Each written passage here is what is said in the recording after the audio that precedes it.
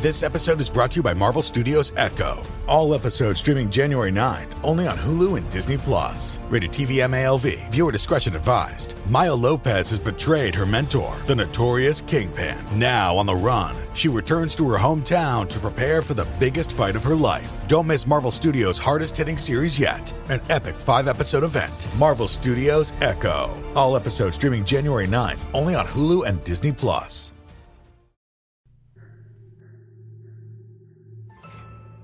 Hello, and welcome to Scare You to Sleep.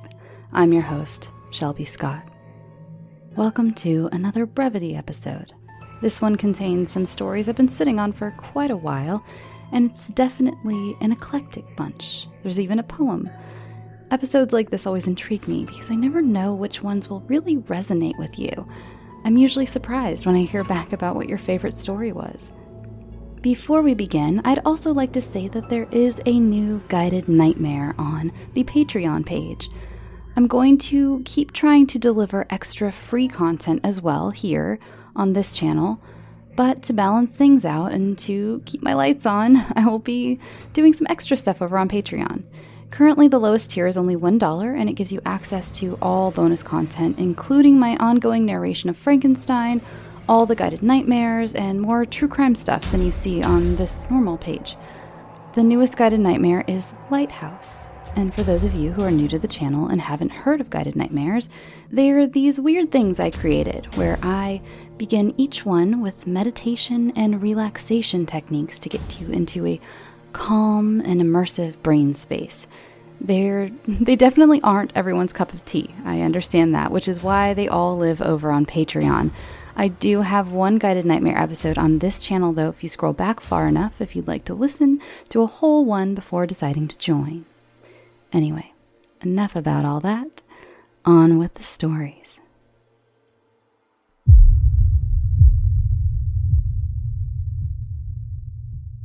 This story is by Nazia Pervin, and it's called The Possession. It is Sunday, the 15th day since he left. The smell of his perfume on my bed still lingers. The empty desk, an unfinished painting hanging on the wall, his favorite coffee on the kitchen shelf, all speak of his absence. He was my muse, my motivation for painting. The walls of my room will surely bear a testimony to that. To me, the product of a disintegrated marriage, he came like Apollo with his music. How majestically he moved those beautifully thin fingers on his guitar. His closed eyes, his hair lightly bouncing in the breeze, his fingers caressing the guitar strings softly, could almost make a surreal picture, which I, again and again, tried to capture in my canvas. It is overwhelming to think how he could envelop my whole being, how he could bring profuse happiness to my existence. He was not 1 in 1,000, nor 1 in 1,000,000. To me, he was the only one. Happiness is as fleeting as the skin on a snake's body, my mother used to say, so it never really came as a surprise when he decided to end things between us. Though, I must confess, it left me shattered completely. It's not you, it's me, with this exceptionally corny line. He just left, and along went my muse with him. To this day, I still wonder what I could have done to make things turn out differently between us. After his retreat from my life, I immersed myself in books from cults to classic. Books from every genre became my latest obsession. However, not a single day went by without my missing him terribly. It seemed like with each passing day, my yearning for him only grew stronger. I wanted to be close to him. I wanted to get drunk in him. I wanted to be him. With such irrepressible desires, my days were going on pretty mundanely when one day I came across a gem of a book in the library. Contained in its pages, I could find the remedy to all my sufferings and a ticket to my wish fulfillment. The vibration of the phone jolts me back into present. I pack my backpack and get ready to go to the library. As I'm about to lock the door, my eyes go automatically to the bathroom. I come back quickly and ensure its door is properly locked before leaving. Today is Sunday, the 15th day since he left. The 3rd day since I killed him. The coppery taste of his blood in my mouth still lingers. If you devour the flesh, you will also possess the life essence, the book on cannibalism had said. I am thinking I should start painting again.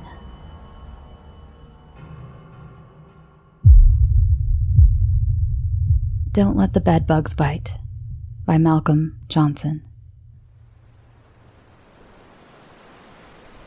I can still feel the fresh air with that mist in it. The fog blowing in over the water with the sound of the waves crashing in, over and over. They never stopped.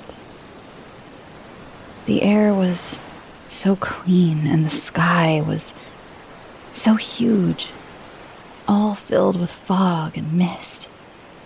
So open, so clean. The city lights reflected off the fog and everything was filled with a sort of glow, a light. Now it's different. It's stale and closed in and dark. The first time I saw it there in the darkness, I thought I was dreaming. I didn't do anything but stare off to where it scuttled off to dumbly, watching as the shape slipped into the dark and was gone. I just watched it leave without doing anything about it. I just went back to sleep. Idiot. In the morning, I searched the space where I'd seen it, but I didn't see anything unusual. I remember sitting with Jen later that day and staring up at the fog. I was cold then, but I'd take being twice as cold over how I feel now. So, what was it?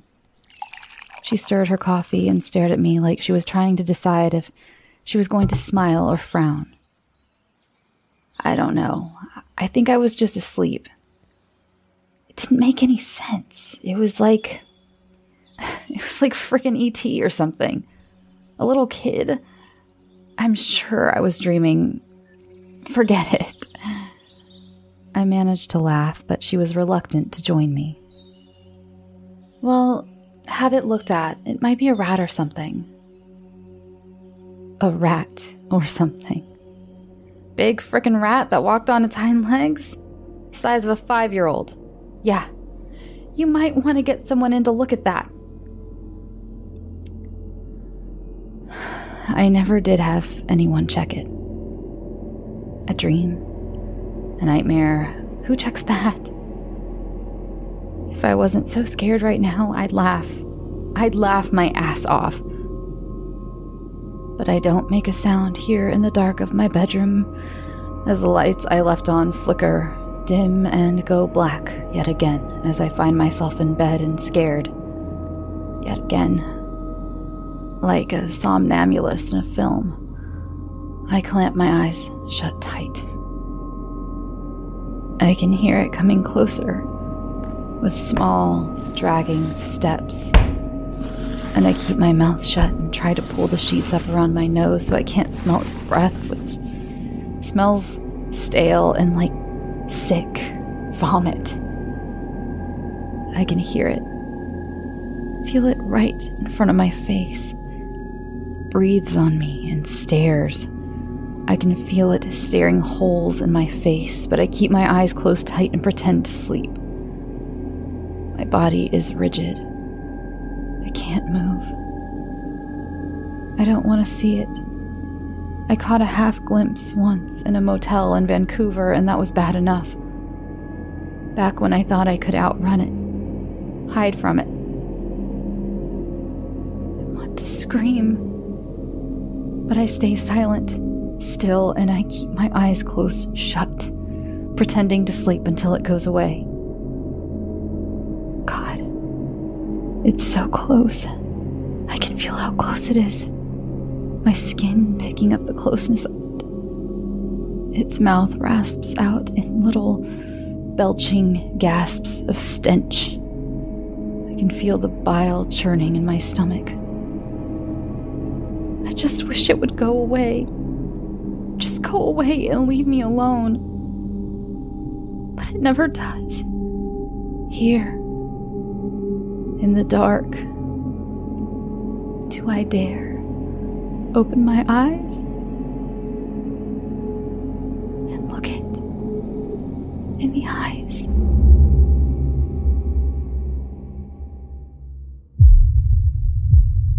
Alerts by Harry Lauture.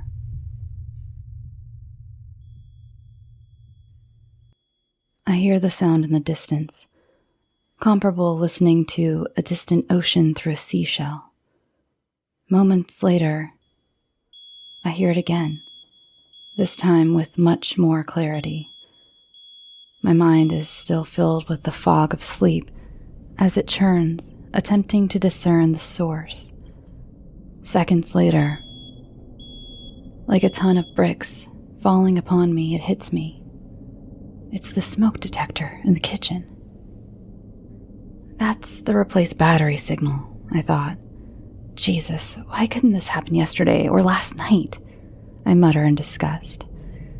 Too tired to take action, I attempt to ignore the irritating sound and seek to return to my slumber. There it goes again. Looks like I'm not going to be able to go back to sleep, I yell in frustration while taking my pillows and covering my ears. While internally debating about what to do next, the beep sounds, following with, in a female robotic voice, "It is coming." What? I thought. Did I hear that correctly? Slowly lowering the pillows, I listen intently. The seconds feel like minutes. Then it comes. "It is coming." I shoot upward in my bed as a chill races down my back. I didn't imagine the last message. It did say what I thought. How is this possible? I stammer in disbelief. It's only programmed to say fire. Fire, I continue. The next message makes my blood run cold and almost stops my heart. It says, in a monotone expression, "It is here." Before I can react, in the background, I hear the familiar sound of my smart lock disengaging and my front door opening.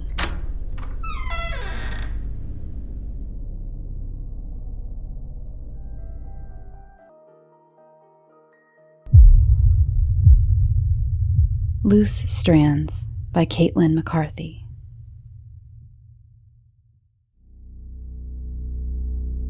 The gaunt woman hidden in the sickly yellow wallpaper of my bedroom stares back at me in the dark, mocking my loneliness as I take a blanket in my bony fingers and wind the loose strands around them tight, tight, tight, until I'm seconds away from having a prize, a nub or two that I can tuck away in a pocket.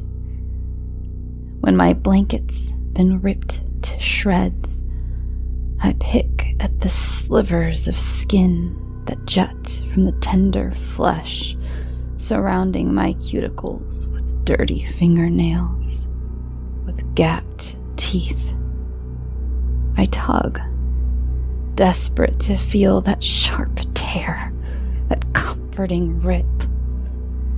And when I finally picked my fingers raw, I grasped my tongue between my bloody index finger and shredded thumb, pry it from my mouth, clamp my teeth around the darting muscle, and bite harder, until the taste of iron floods my taste buds, spilling from the puncture holes made by my own incisors as blood seeps from the corners of my lips. The gaunt woman turns to face me, her crooked, crimson-stained smile mirroring my own.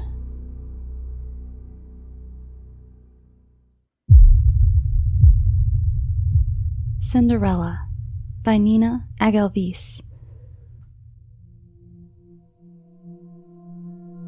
Oh, here we go again.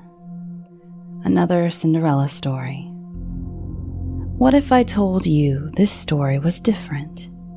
How different, you ask? Well, in this story, dreams do come true, and Cinderella gets what she always wanted. What? Are you telling me this is the exact same thing as all the other stories? Well, you are right, but I haven't told you the story, have I? Well, shall we begin? I think we shall. Once upon a time, there lived a beautiful young girl named Cinderella. She lived under her evil stepmother and her beautiful, evil stepsisters. Cinderella's dream was to live in the castle with her darling prince. She knows that the day they will meet, they will surely fall in love. Her love for him was so strong, she wished there would come a chance that will change her fate in this dreadful home. "The prince is holding a ball in the kingdom in search of a beautiful wife," screamed the stepsister Alice. Cinderella overheard the news and exclaimed with joy, hoping her stepmother would let her go. But what happens? Yes, her stepmother said no, and poor Cinderella cried in her room. But she hadn't given up hope yet. She pulled out a doll who looked like the prince. She stroked him gently with her bandage-wrapped fingers. "My dear prince, I will come to see you, and I will be your bride-to-be." She stayed in her room for hours, pricking her fingers, trying to make a lovely white wedding dress. And with her hard work, she walked out with a beautiful pearl-white ball gown. She rode her horse to the ball and found her beloved prince. It was love at first sight. They danced and they talked and everything seemed swell until she noticed her stepmother and sisters were planning on leaving. She had to leave, and in a hurry, she dropped her shoe on a step on the stairs and hurried back home, staining her beautiful dress in mud and grass. The prince sent his men in search of the woman. He too came along with his men because he wanted to personally see the face of his beloved bride-to-be. As he stepped into Cinderella's home, Alice was the one who he met eyes with. They talked and laughed, and hours went by. It seemed like Alice had won the heart of the prince.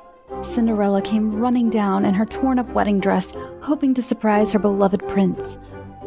But all that ended when she saw her prince walk away with her stepsister Alice. "No, this can't be," she cried and cried. "I loved him. I still love him so dearly. Why did he leave with her?" The stepmother came down and yelled at Cinderella. "Cinderella, why haven't you done your chores? Go chop up some firewood. This house is feeling dreadfully cold tonight." Cinderella's heart was torn and filled with hate. She walked in her torn-up white dress and took the axe. "He loved me. If only I came down sooner. If only she let me down sooner." Cinderella continued to mumble to herself as she dragged the axe up to her stepmother's room. "Cinderella, where is the firewood? I ask you to—" "Cinderella? Cinderella, my darling, What do you think? Screams filled the house as Cinderella hammered down the axe and severed her stepmother's body. The corpse was dragged to the fireplace and burned like firewood. In came her stepsister, Alicia. Cinderella, I asked you to make a new dress for me. I can't believe Alice is living her life with the prince. He was rightfully mine. Oblivious to the object Cinderella was holding in the dark room, the last words Alicia heard from her was, "He was rightfully mine." Cinderella wore a torn dress of white and red. She carried an axe in her hand and a coffin on her back.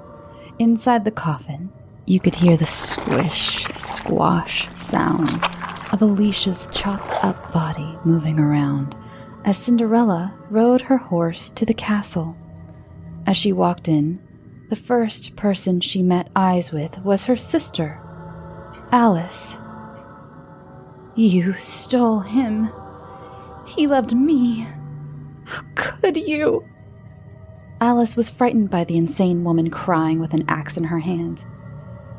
"Don't worry. I brought Alicia over. She will be able to keep you company in the castle."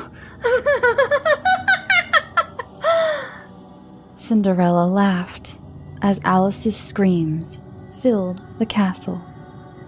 The prince heard his darling's screams and came running to see Cinderella stuff her into a coffin dripping with blood and filled with the mashed corpses of her dear sisters. Cinderella turned to her prince. "My darling prince, you came to me. I love you so much. I'm so happy you are here with me." Cinderella's dream came true. She embraced and gently stroked the cold cheeks of her darling, breathless prince. "I love you, and we can finally live happily ever after." The end.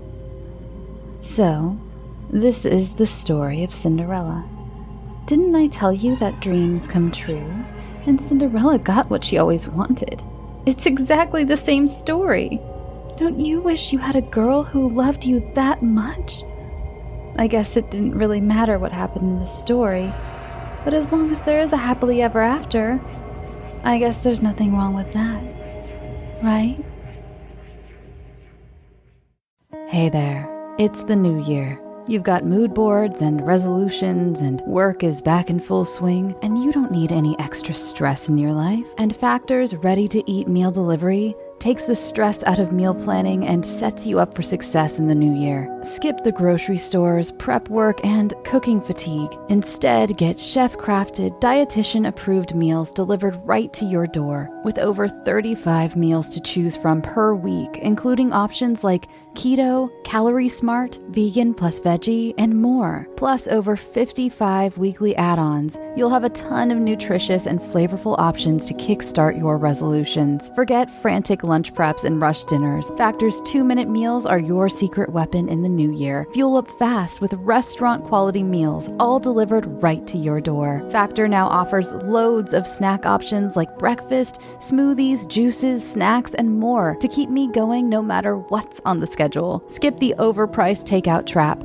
Factor is cheaper and way more delicious than takeout. Get chef-crafted, restaurant-quality meals delivered right to your door. They are ready to heat and eat in just 2 minutes, which means more time for you. Need a special occasion meal? Gourmet Plus is the perfect solution if you're looking for fast, upscale options done easily. When things get hectic, Factor is flexible. Change up your order every week with plans from 4 to 18 meals per week. Or pause or reschedule your deliveries anytime. Stress less over meal times in the new year. Factor's no prep, no mess meals free up time otherwise spent on shopping, cooking, and cleanup. No more wasting time in the kitchen. Not only does Factor offer fast, simple solutions when I'm too busy to cook, they also help me stay on top of my goals. With offerings like Protein Plus and Keto, I can stay on track. This is definitely going to come in handy for my New Year's goals. Factor has everything I need for a week of flavorful, nutritious eats.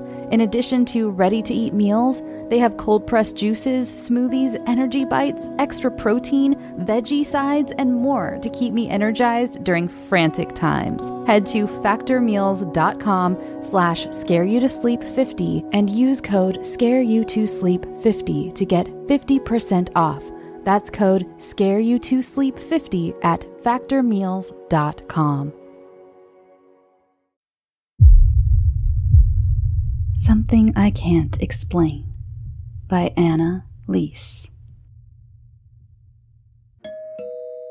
I woke up to a ring of the doorbell. What time is it? I grabbed my phone off my windowsill. 10 o'clock in the morning. I heard my mom walk down the hallway and open the door. I guess it was a package because I heard no other interaction. A few seconds later, my mom walked into my room holding a box. "It's for you," she said. I grabbed the box and said thanks. The box had no return address, so somebody hand-delivered it. I was a little wary of opening the package, so I shoved it in my closet. A few days later, another mysterious package was handed to me from my open doorway after the doorbell woke me up at 10 o'clock in the morning. Still no return address. After 2 more packages, I got too curious. I grabbed the 3 packages from my closet and set them down on the floor. Then I padded to the kitchen and grabbed a box cutter from my kitchen drawer. Anticipation building with each step. When I got into my room, I sat down cross-legged on the floor and cut open the earliest package I'd received. Oh my God. Inside the box was an envelope of pictures. Pictures of water, dirt, and grass. This had to be a prank from one of the neighbors. I opened the second box. Inside was a shoebox. I opened the shoebox. Inside the shoebox was a small keychain. It had a little card on it. The card had writing on it, had an address on it, for Missouri. I started to think that this was all just BS, so I opened the third and fourth boxes. In the third box were 2 pieces of paper. One of the pieces of paper was a triangle. On the second piece of paper was a note. It read, "Open the box." In the fourth box were packing peanuts and a terrible smell coming from the box. My hands were shaking as I dug through the packing peanuts. I stopped digging and started to gag. Inside the box was a hand. A severed hand.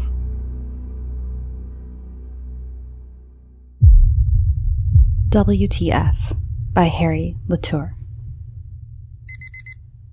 The alarm goes off and I grudgingly reach out and press the snooze button. Happily, I return to dreamland.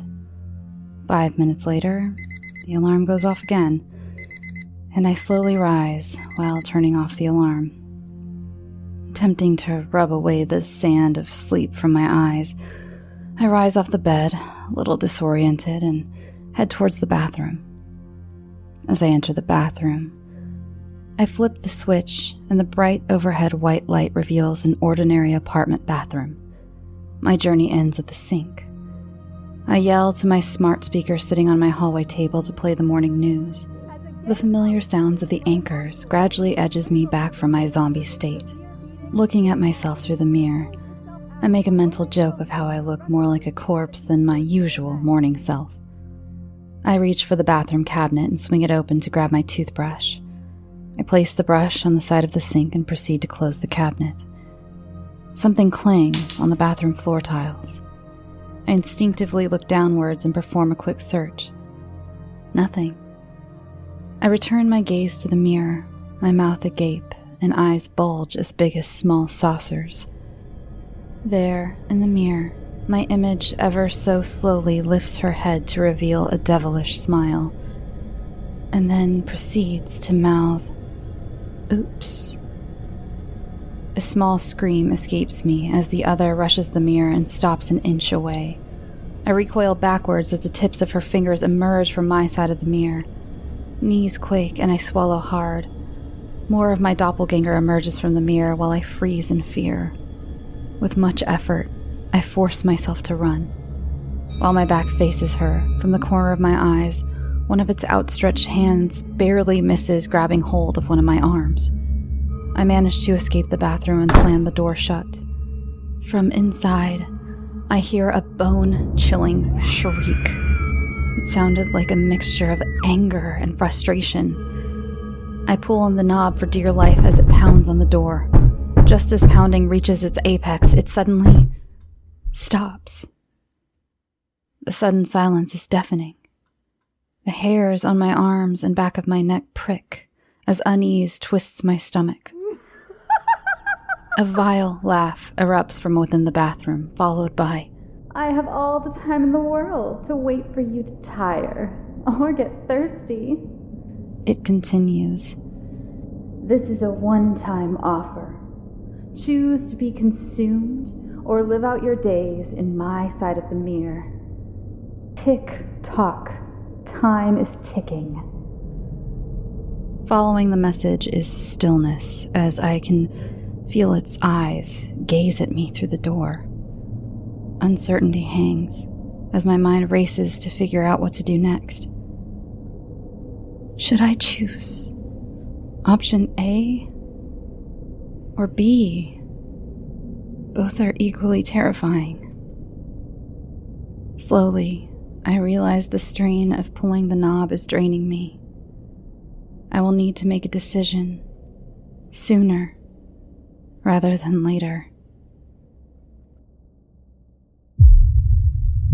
The Rhyming Ramblings of the Recently Departed by Vanessa Kennedy.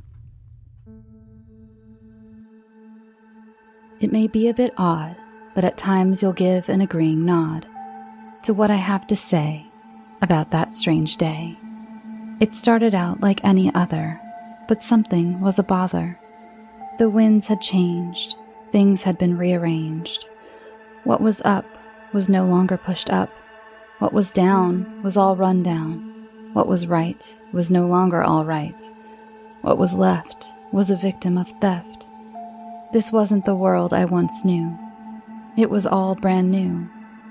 I was now in a new place, a new time and space. Everything was dull and gray, and all I wanted to know was why it was this way. Life vibrant and bright, and this wasn't quite right. The air was all foggy and hazy. The world had gone crazy. The ground was hot. Everything smelled like rot. The earth groaned as the wind moaned. Its pain reviled my own. As its call was thrown, I needed to get out, there was no doubt. My tears died as I cried. This couldn't be real. This is nowhere close to ideal. Where had I gone, you ask? Well, that, my dear, is a drooling task. There was no need to shout. There was no way out. The die had been cast. I had realized I had passed straight into hell by means of a well.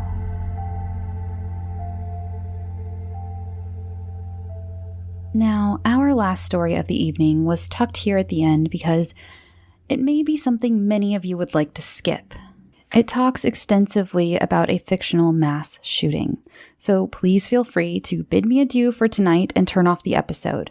Sweet dreams. I'll give you a few seconds to take off those dish gloves or put down that drill or whatever you need to do so you can grab your phone and pause real quick. I'll give you a few seconds.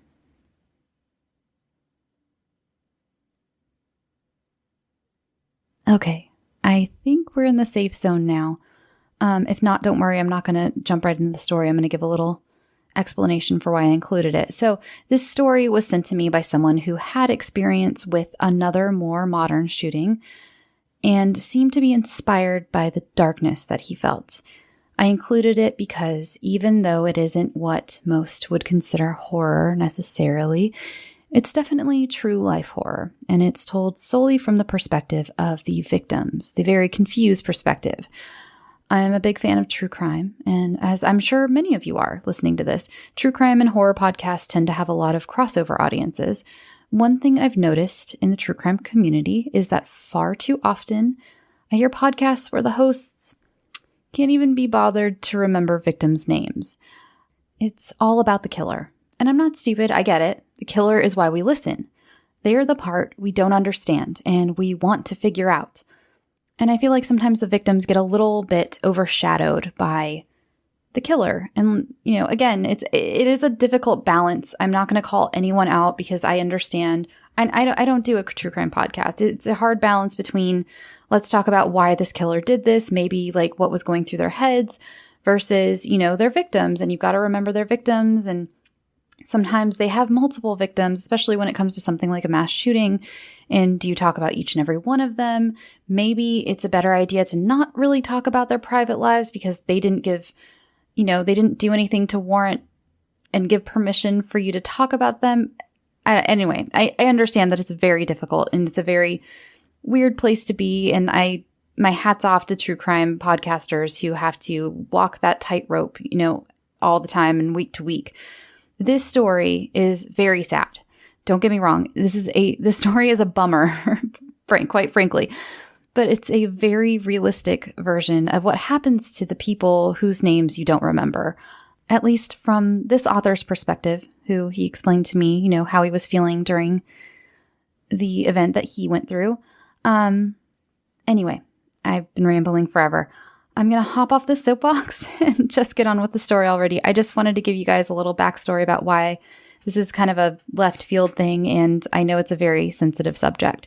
Again, feel free to, I always tell you guys this, feel free to skip any stories that you feel are not good for you right now, because I care more about your health and well-being than I care about having that 100% listened on Apple podcasts. If you don't know what I'm talking about, don't worry about it. It's a dumb podcast thing. But anyway, on with the story. So this is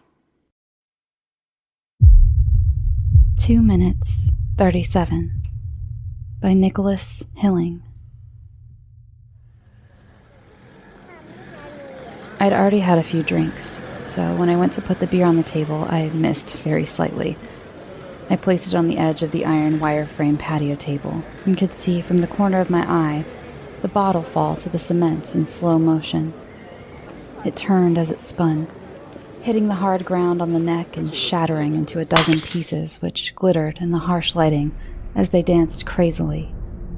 I bent to begin picking up the shards, and that was the last normal moment of my life. It was only by that incredible chance I was not standing like all the others around me when Richard Speck opened fire from the passenger seat of a 1999 black Ford F-150 as it slowly drove up the street. His brother William Speck, the owner of the truck, was behind the wheel, and in the short intervals between deafening explosions, I could hear one of them cackling like a demon. My father had always been what many of my friends would call a gun nut, so I knew the sound instantly, before it even consciously registered. I dropped the rest of the way to the ground, one small sliver of glass driving itself deep into my left elbow as I covered my head with my arms. A second later, the patio went mad, with dozens of people following my lead, hiding behind the ugly metal rails which marked the perimeter of the patio. Screams of pain, of panic, of absolute horror quickly overpowered the sound of laughter and the truck's engine as it continued down the street. I looked up to see my brother, who had been standing in front of me moments before, bleeding profusely and dead already. Part of his skull was completely erased, his remaining dead right eye staring at me.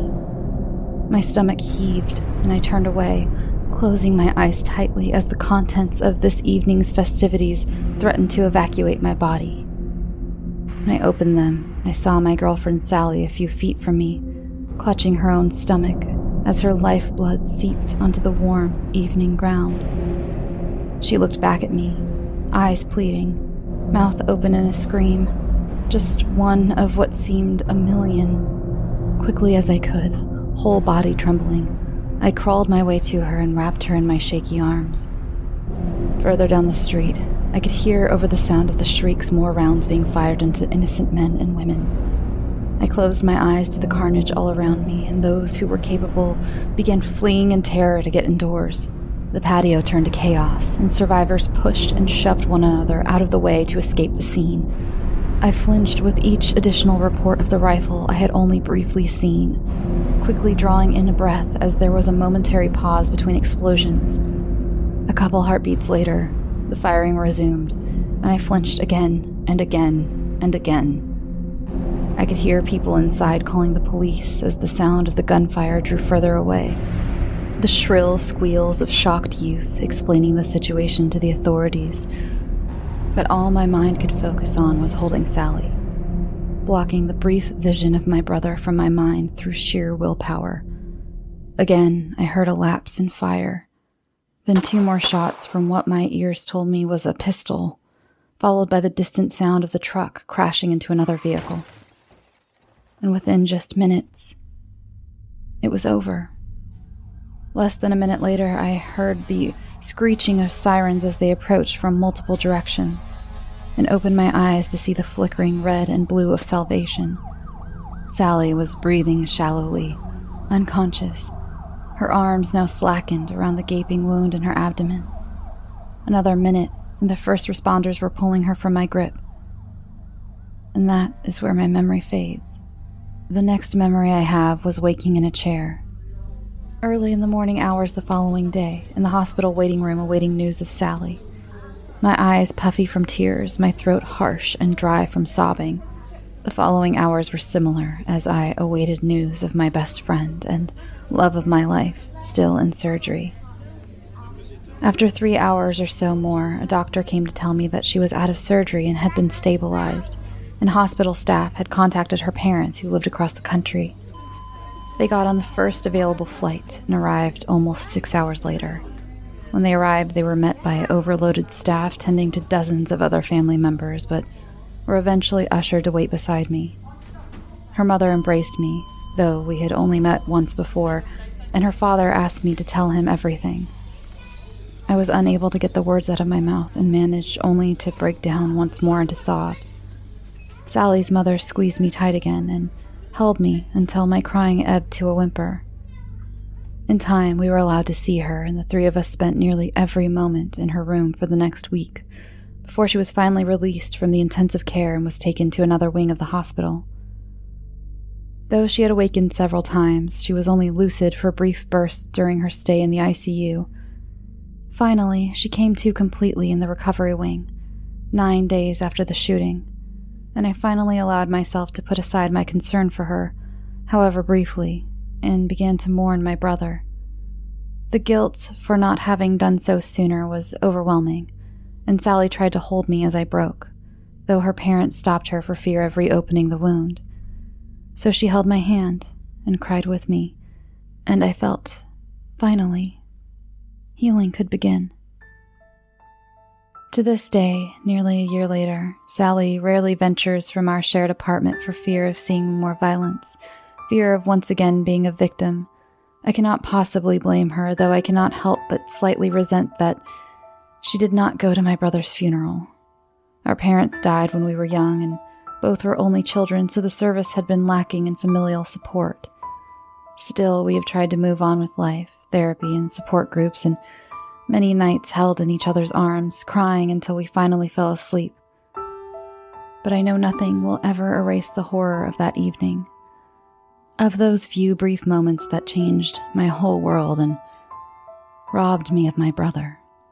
Those 2 minutes and 37 seconds that took 14 lives, not counting the monsters who committed the act, wounded 20 more and destroyed the lives of hundreds.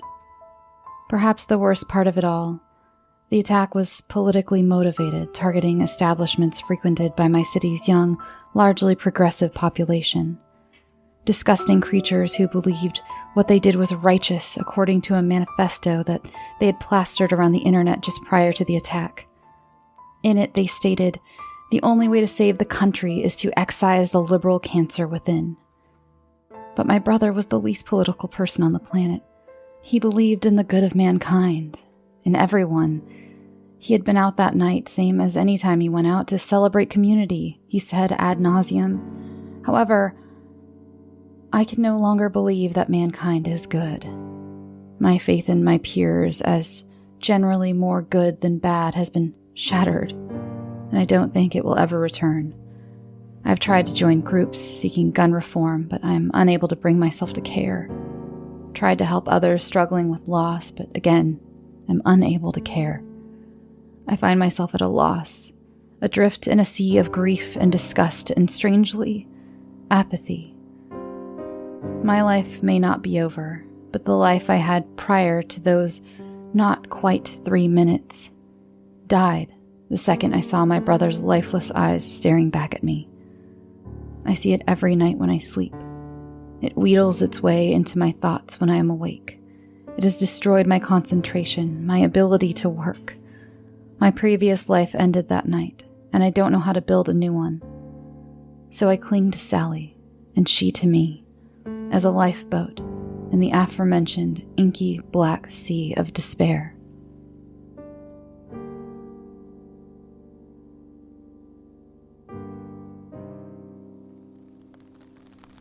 Thanks for listening. Listener Kim C. wrote in requesting the sound of rain on an umbrella for the outro, and I am happy to oblige. I hope you enjoy it. I'm so happy to also welcome my new Patreon patrons. Thank you so much to Randy Hager, Jennifer Clark, Jacob Cuthbert, David, Tiffany Cap, Lisa Carbone Lurie, Redcoat, Kista Hansen, Liar, Max Hennig, and Deanne Tronsdahl.